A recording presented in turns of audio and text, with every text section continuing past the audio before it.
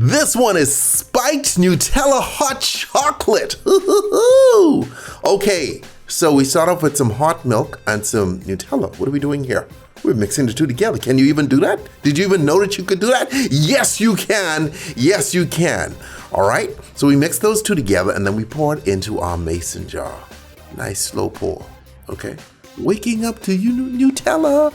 That's a commercial, hasn't come out yet. Okay, now we pour in some Frangelico, which is hazelnut liqueur.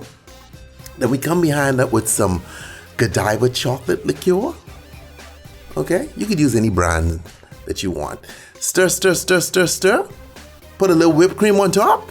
Some of you going, well, I don't know if that's strong enough for me. Hey, you need to cut back. But hey, hit it with some vodka if you feel this ain't strong enough. Little chocolate syrup on top, just so we can mess up the glass so it can stick to your hands. Stay tipsy.